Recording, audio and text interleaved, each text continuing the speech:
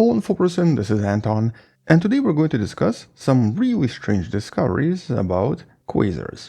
And to be more specific, this one quasar really far away from us, and I'm actually really glad it's so far, that seems to have completely killed all of the galaxies around it, even though we've never seen anything like this ever before. And so let's discuss some of these new discoveries in a little bit more detail, and of course talk about why this is important and how all of this connects to cosmology. But I guess first, a few more discoveries from just a few months ago that were actually also kind of exciting. First of all, extremely recently, researchers actually discovered the first ever quasar collision that seems to be happening during the so-called cosmic dawn. Basically the first 2 billion years of the universe. And this by itself was really exciting because it was always predicted, but just never seen. But unfortunately, it didn't really look like this at all. Instead, it looked like this.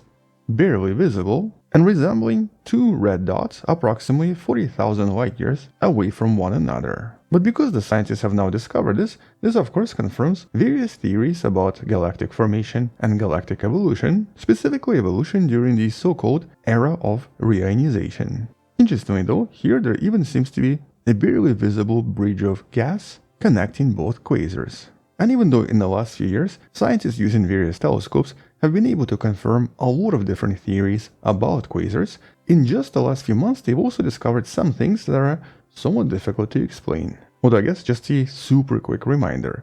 So in general, when we talk about quasars, we're really discussing very specific effects around supermassive black holes in centers of very specific galaxies. And so in those galaxies, these supermassive black holes acquire such a tremendously powerful accretion disk that it basically starts to change everything inside the galaxy. And so even though quasar is technically inside the galaxy and is also technically produced by the supermassive black hole, in reality it's actually the accretion disk and its effects that make quasars what they are. And so in one of these recent studies that examined the quasar you see right here known as SBS 1408+544, researchers basically focused on the effects from the accretion disk and how it pushes the gas in a galaxy away from the black hole. And so here, by measuring the velocity of gas, they discovered that it was moving away at approximately 10,000 miles per second away from the central point. And so here, extreme pressure and temperature in the accretion disk,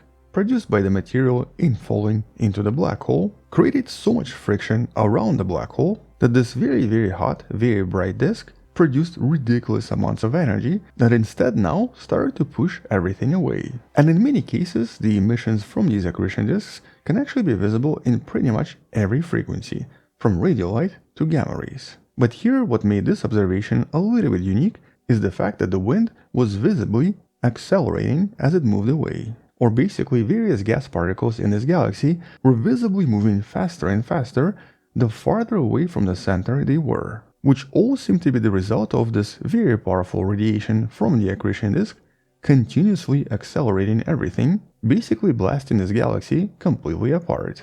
And these results, because they were collected over approximately 1 decade, with over 130 observations, were super accurate, which presented these accretion disks and of course quasars in a very different light from how we previously saw them. In other words, they definitely seem to be way more influential and way more powerful. But this very powerful galactic wind can also have somewhat opposite effects. In some cases, it can actually create pressure points, squeezing gas together and creating starburst formations, but in some other cases, it does the opposite. It actually completely eliminates star formation for millions and possibly even billions of years. And that's of course that new strange discovery from the most recent study on quasars, the quasar VIK J2348-3054. The object that existed approximately 770 million years after the Big Bang. So this is once again during that reionization period when a lot of quasars started to appear. But somehow this early galaxy has already acquired a black hole 2 billion solar masses. And that's of course one of the bigger mysteries. Now there are some possible solutions that you can explore in some of the videos in the description, but right now there is no exact answer. Either way though, this really massive black hole seems to be causing quite a stir in its neighborhood. Because it turns out that this black hole formed such an enormous accretion disk and created such a powerful quasar that it seems to have killed, or almost killed, most of the star-forming galaxies within approximately 16.8 million light-years away from the quasar, which is absolutely ridiculous. Now remember, the Andromeda Galaxy is approximately 2.5 million light-years away from the Milky Way. And even here the distance between these two galaxies is relatively large. But here we're talking about distances that are at least 7 times as large, basically larger than the entire local group. In essence covering a really enormous volume of space. And the only reason this was discovered was because in this particular location, researchers expected an enormous amount of star-forming galaxies that display specific types of emissions. Scientifically, these are known as LAE, or Lyman alpha emitter galaxies, which is actually what you see as those red dots everywhere. And so on average, in most of the locations, researchers discovered a lot of these galaxies, even around certain quasars. But in this particular case, this quasar seems to have killed all of these LAE galaxies in a somewhat small volume of space in a sphere around the quasar, with any remnant galaxies essentially remaining dark and lacking any star formation. And if this was completely by chance, it would be extremely unlikely, according to the scientists. So here the quasar was definitely the main culprit. As a matter of fact, there are 38 star-forming galaxies much farther away, and even more if you were to zoom out and see this from farther away. But surprisingly, there's that one spot that seems to be completely empty and does not have any star forming whatsoever. And no other similar location is visible in any of the data. So in this case, this really seems to be some kind of a super unique, very powerful quasar, whose galactic winds are potentially so strong that they basically blew everything away at a distance of approximately 16.8 million light-years. Now because this is still in the early universe, chances are some of these quiet galaxies might start colliding and will actually have starburst activity later, but at the moment, they're all super quiet, do not emit any star-forming radiation, and for the lack of better words, were basically killed.